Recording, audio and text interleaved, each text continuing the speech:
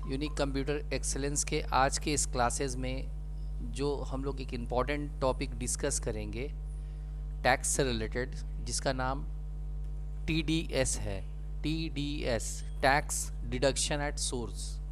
ये tax deduction at source क्या होता है और ये किस स्लैब में कटता है और किस बेस पे कटता है और उसका यूज़ कैसे करते हैं और उसका एंट्री हम लोग टैली में कैसे पोस्ट करेंगे, ये सारा कुछ आज हम लोग डिस्कस करने वाले हैं। पर TDS का जो स्ट्रक्चर होता है वो स्ट्रक्चर को समझना भी ज़रूरी है कि TDS किन किन चीज़ों पे TDS अप्लाई होता है। TDS जो है वो आपका रेंट के ऊपर अप्लाई होता है, सैलरी पे अप्लाई होता है, कॉन्ट्रैक्ट पेमेंट पे अप्लाई होता है।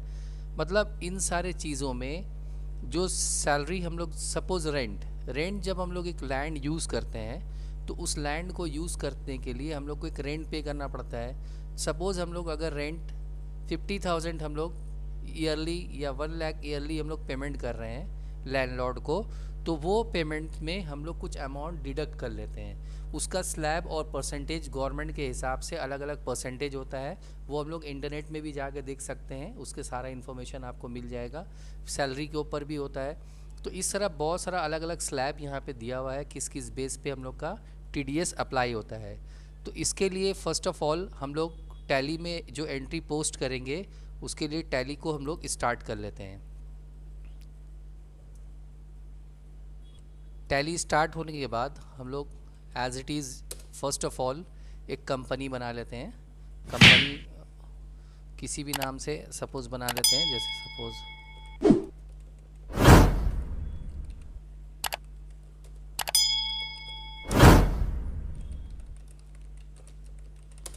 यहाँ पे कंपनी हम लोग बना लिया।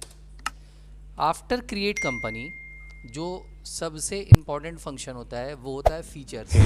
फीचर्स को आपको ऑन करने होंगे। फीचर्स के लिए हम लोग यहाँ पे फर्स्ट क्या करेंगे, F11 प्रेस करेंगे कीबोर्ड से और यहाँ पे जाएंगे हम लोग, क्योंकि हम लोग को टैक्स से रिलेटेड वर्क करना है इसलिए हम लोग जाएंगे स्टैट्यूटरी एंड टैक्सेशन में।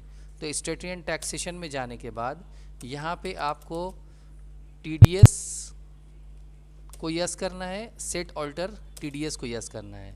अब यहाँ पे आपका ऑप्शन आ रहा है टैन रजिस्ट्रेशन नंबर। टैन का मतलब क्या होता है? टैन का मतलब होता है टैक्स अकाउंट नंबर, ठीक है। उसी तरह पैन का जैसे फुल फॉर्म होता है परमानेंट अकाउंट नंबर, टैन का फुल फॉर्म होता है टैक्स अकाउंट नंबर। मतलब जो बंदा टैक्स को कलेक्ट करता है, ठीक है, उसका एक अकाउंट नंबर होना चाहिए जो कंपनी में एक रिस्पॉन्सिबल पर्सन है। सपोज़ यहाँ पे कोई भी एक नंबर हम लोग इनपुट कर दिया, ठीक है। Deduct type of collect account number, यहाँ भी कुछ भी दे सकते हैं। अब ये जो है कि किस बेस पे हो रहा है, सपोज़ ये कंपनी से रिलेटेड हो रहा है और ब्रांच कहाँ का ये ब्रांच है, सपोज़ ये गार्डन रीच में ब्रांच है, यहाँ पे गार्डन रीच मेंशन कर देंगे।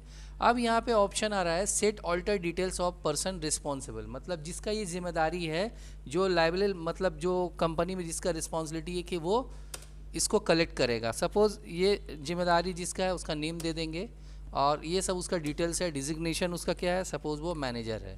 पैन नंबर उसका है जो भी, वो पैन नंबर यहाँ पे डाल देंगे, ठीक है। और उसका सारा डिटेल्स वगैरह यहाँ पे इनपुट करते हुए मोबाइल नंबर वगैरह कंट्रोल SS को एक्सेप्ट कर देंगे। और यहाँ पे ऑप्शन आ रहा है रेट एग्जाम्स डिटेल।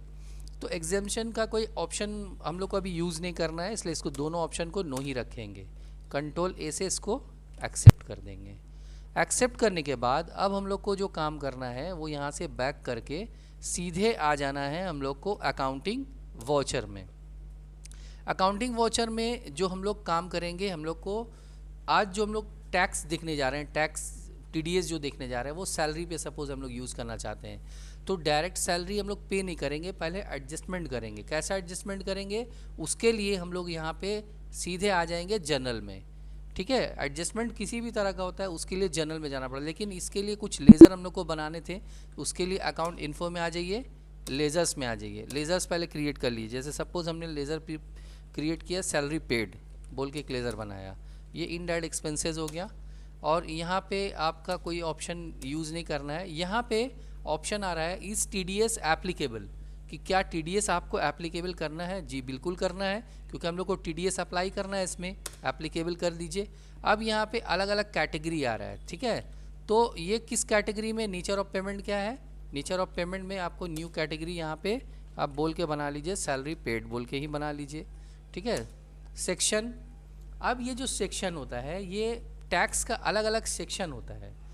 तो टीडीएस जो ये सैलरी जो पेड होता है ये टीडीएस का 192 सेक्शन में आता है।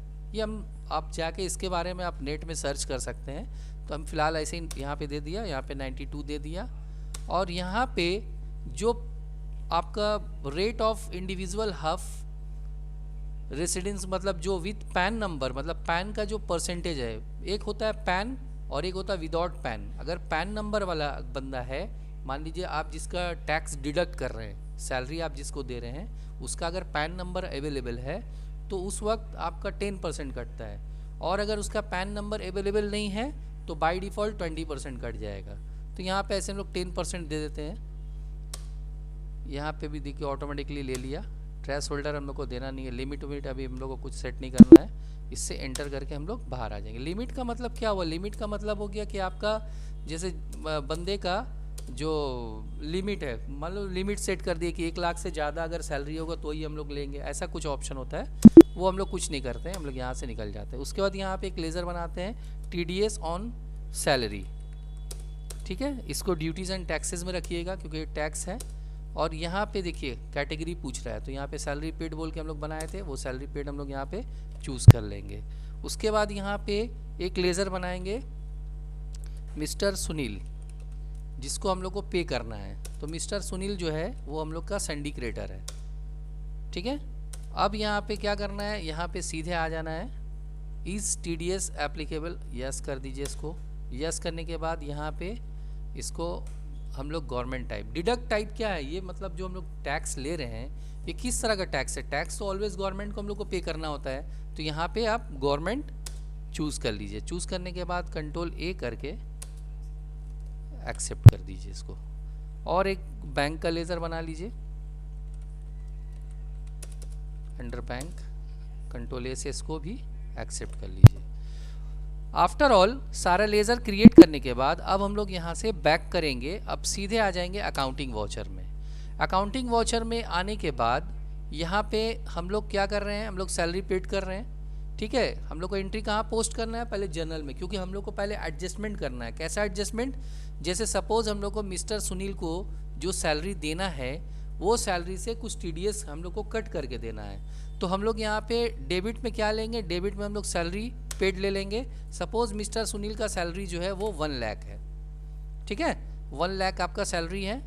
लेकिन सीआर में जब उसको हम लोग यहाँ पे सैलरी मिस्टर सुनील दे रहे हैं तो ऑटोमेटिकली 20% कट जा रहा है, क्योंकि उसका सैलरी से 20% जो है यहाँ पे ऑटोमेटिकली, यहाँ पे जाके जब आप कंट्रोल एंटर कीजिएगा मिस्टर सुनील में, तो यहाँ पे जब हम लोग नोटिस कीजिए, ये देखिए यहाँ पे हम लोग पैन नंबर प्रोवाइड नहीं किया था।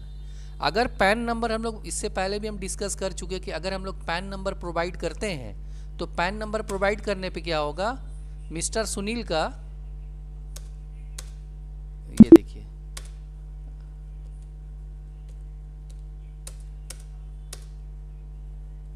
बैक करके एक बार चेक कर लेते हैं फिर से। Mister salary paid 1 lakh, mister Sunil, ये देखिए अभी भी 20% दिखा रहा है। कंट्रोल एंटर कीजिए, कंट्रोल एंटर करके यहाँ पे आपको जो पैन नंबर है वो यहाँ पे आपको मेंशन करना पड़ेगा, अप्लाइड करना पड़ेगा, ठीक है। और यहाँ पे कुछ भी दीजिए, कोई मतलब नहीं है, लेकिन उसका पैन नंबर कुछ भी आपको डालना पड़ेगा। पैन नंबर जब हम लोग इनपुट करेंगे, देखिए अब क्या होगा इसका एडवांटेज, ये बाय डिफ़ॉल्ट एक्चुअली वहाँ से हम लोग जो सेट करके रखे हैं ना, इसलिए बाय डिफ़ॉल्ट इसको ले रहा है, कोई बात नहीं है।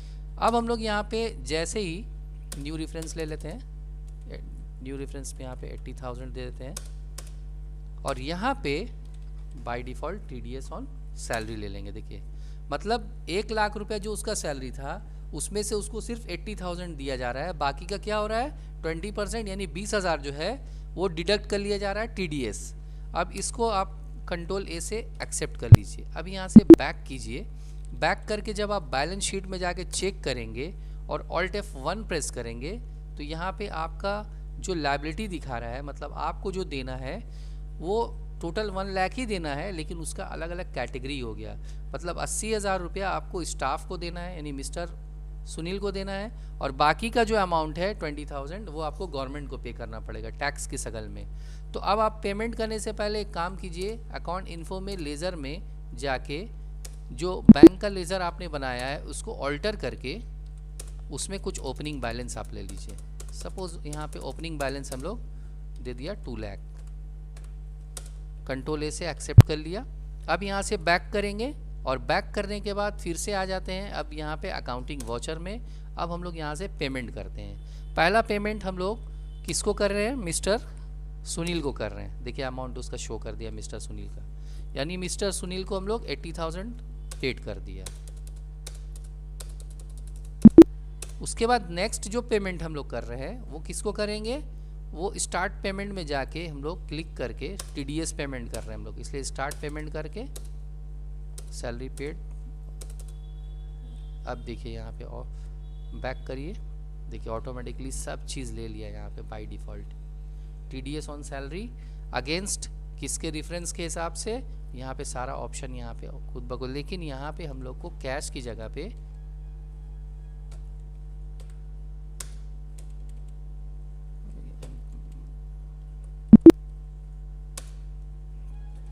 यहाँ पे बैंक लेना है और यहाँ पे TDS लेना है अगेंस्ट। ये देखिए जैसे इंटर कीजिएगा ऑटोमेटिकली सारा चीज़ आपका आ गया। एंड ऑफ लिस्ट कर दीजिए।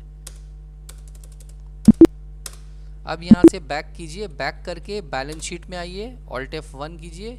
ये देखिए 1 लाख रुपए आपका अकाउंट से डिडक्ट हो गया, ठीक है, और पेमेंट हो गया उसको।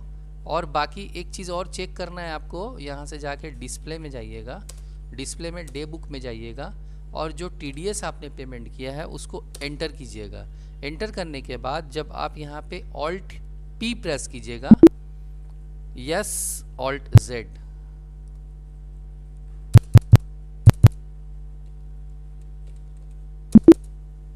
ये देखिए ऑल्ट Z करते ही पूरा फॉर्म आपके सामने ओपन हो जाएगा। तो इस तरह से हम लोग TDS का यूज़ कर सकते हैं सैलरी पे। इससे पहले वाले वीडियो में हमने एक TDS का और भी वीडियो बनाया था जो फीस फॉर टेक्निकल सर्विस यानी टेक्निकल सर्विस के ऊपर बनाया था, वो भी आप लोग देख सकते हैं, इससे प्रीवियस वीडियो में है। तो ये था आज का जो टॉपिक, हम लोग TDS किस तरह से सैलरी पे अप्लाई करेंगे। That's all, have a nice day, see you soon.